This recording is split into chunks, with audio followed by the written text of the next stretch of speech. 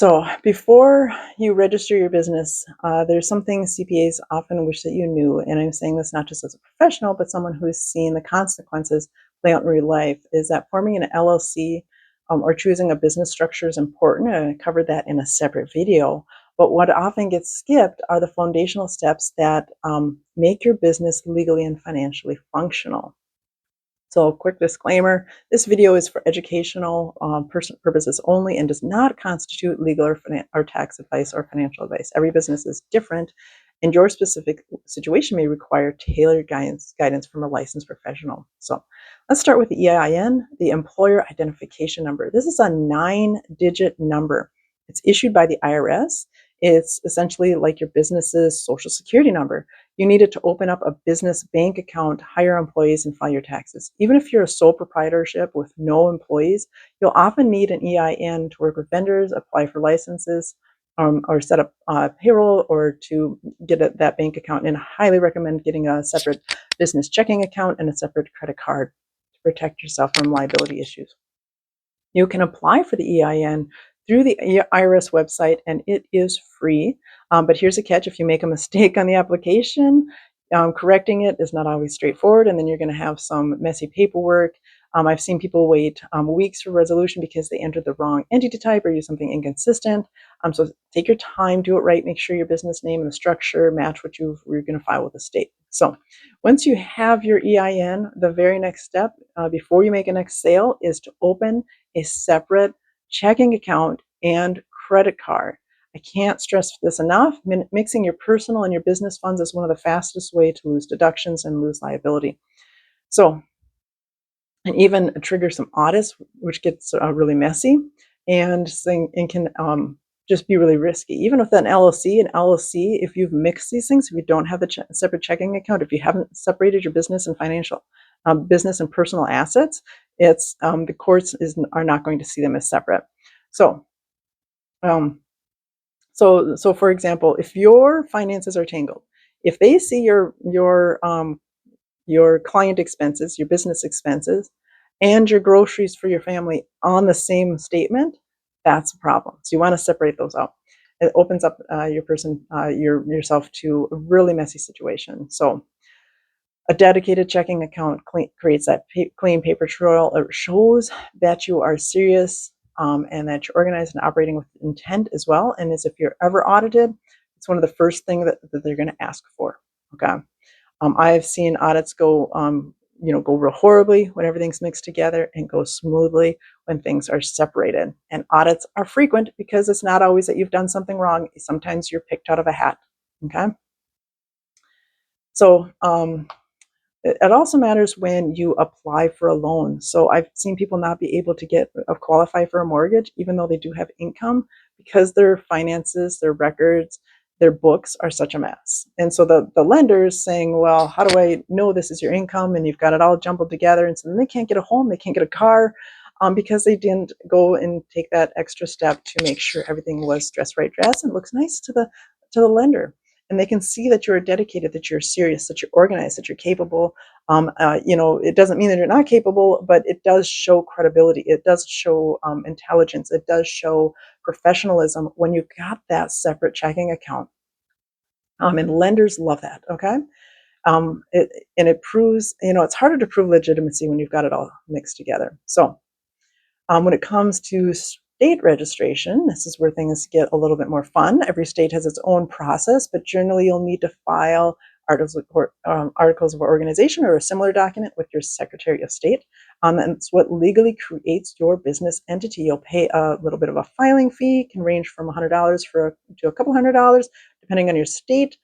And some states also require annual reports or franchise taxes. And if you miss those deadlines, you'll lose your good standing or even have your business administratively dissolved. So that means you're no longer legally recognized, and you may have to pay reinstatement fees or refile it entirely. So let's talk about your sales tax. If you're selling physical goods, or in some states certain services, you'll need a sales tax permit.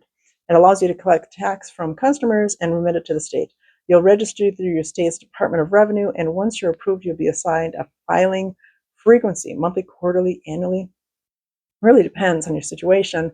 But this is where people get little tipped off. Sales tax is not your money. When you collect it from your customers, it's like a liability on your finances. So when you're behind on paying your sales tax, it's because you have a liability and you spent that money that wasn't yours in the first place. That's a problem. And so um, I've seen businesses have thousands in penalties and interest because they didn't file in time or they didn't understand how to report it to the state. And so, or they didn't even understand how to record exemption from sales tax. Actually, a really big one is exemption. Even if you're exempt, you can't just say, I'm exempt. You have to actually have the paperwork to back that up. And so you have to check on your state's rules and get whatever paperwork you need from the vendors who say that, or the customers that say that, and also for yourself. Check your state's rules and the rules of the other customers um, before you make the sale. And zoning is another area that people actually overlook. Just because you can run a business from your place, from your home, doesn't mean you're allowed to. And so cities and counties have different zoning laws that regulate what type of business you can operate in certain areas. So if you're running a food business, a permit or even a conditional permit might be necessary. Violating zoning laws can lead to fines and forced shutdowns. Um, and so if you're renting, your lease might prohibit that business activity well. So that's another thing to look into. So just check before you make that commitment. Don't assume that the neighbors or the landlords and the neighbors are okay with what you're doing. You have to check. And let's talk about partnerships. I'm not a huge fan of partnerships. I've seen more partnerships go really poorly than those who succeed. And I say that with love and caution. But when you go into business with somebody, you're tying your financial fate to them. You're tying your legal fate to them. If you don't have a clear agreement of who owns what and what profits are split, how disputes are resolved, you're setting yourself up for a really horrible conflict later that can really financially devastate you and your entire family when it goes wrong. So people change over time. You think that you know this person, you've known them for years, they're my best friend, I've known them since I was a kid, but people change. They change when stressful times hit, they change when somebody gets cancer, they change when somebody passes away, they change, and they can change entirely on a dime. You just cannot predict how people are going to change. So I have seen people become totally devastated because their partnership changed. They feel betrayed. They lost a friend, but on top of that, they lost their house, they lost their business, they lost their income, they lost everything. Okay, so so it's just it's a really thing that you need to think through and protect yourself from the outcome. If you're thinking of partnering with somebody, just really talk through the hard stuff first. Really, a CPA is great, but also with a partnership, I would get a lawyer involved as well. Put it in writing, get it all done correctly, revisit it regularly. Remember, there's big money and stress involved, and when that happens, people change. They are unpredictable. Let's talk about sole proprietorships. They're simple, they're cheap, and they're often the default for freelancers or side hustles. If your income is low and you're just testing the waters, a sole proprietorship might make sense. You report everything on your personal tax return and you don't have to file a separate business tax. But your income grows, and when that happens, so do your risks and so does your tax status. You're personally really liable for everything, for any debts, for any lawsuits, accidents. Accidents. Even if you have an LLC, oftentimes the courts really mix your personal and financial assets together, and your personal assets can be at risk. So you may miss out on deductions or tax strategies as well that are really only available to formal entities. And then vendors and clients and banks and potential investors, they might take you less seriously if you're not registered. So also, sole proprietors are a really good starting point. Um, but in the long run, it's really good to form another business entity once you understand that this whatever line of business you're trying out is successful. Then take that next step. That's what I would suggest. There's the bottom line is that registering your business is not just about choosing a name or filing an LLC. It's about building this foundation that protects you and your family, legitimizes your work, and sets you up for long-term growth. So get your EIN, register at your state, get your bank account, apply for the right permits, understand your tax obligations, and don't skip those hard conversations with the people that you go into business with.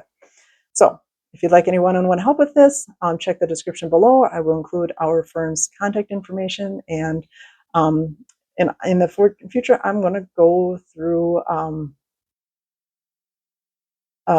setting up your chart of accounts. That's the next topic. So if you would like some insight on setting up your chart of accounts, the thing is a lot of people just put in their expenses, right? They put in their revenue and their income, their entity or the equity, but they don't set up their expenses correctly. And so then they just put it into alphabetical order or something like that.